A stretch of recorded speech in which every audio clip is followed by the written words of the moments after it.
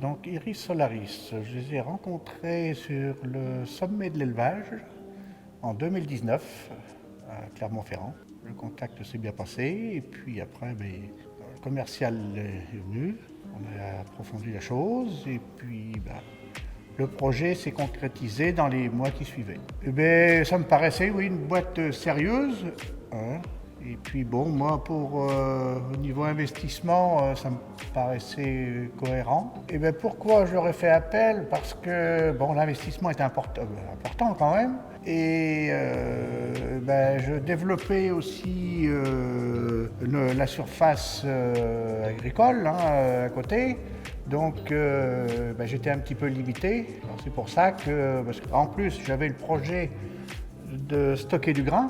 Il fallait un bâtiment assez important. Alors, c'est la raison qui m'a poussé à trouver un investisseur et puis l'installation de Benjamin. Et donc, moi, après, comme j'arrivais à la fin de mes études, j'avais pour projet justement de revenir sur l'exploitation familiale et puis de développer un petit peu l'activité de stockage de céréales.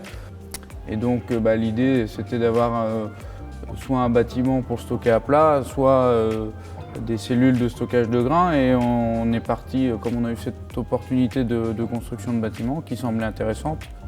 Et puis c'est là qu'est venue l'idée de la construction de ce bâtiment.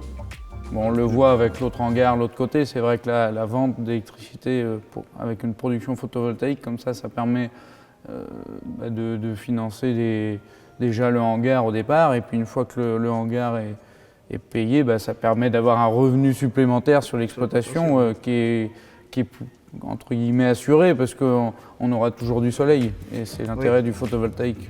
Ça permet de générer un revenu supplémentaire.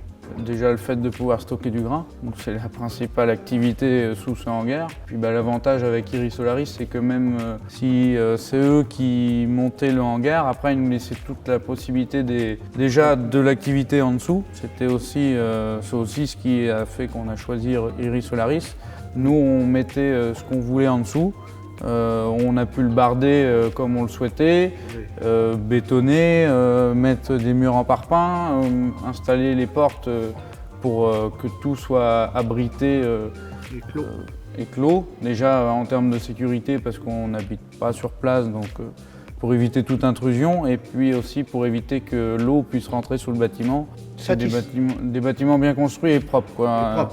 Puis on sent que les matériaux sont de qualité, les dimensions des poteaux ou autres, c'est pas sous-dimensionné. On a un bâtiment qui durera dans le temps.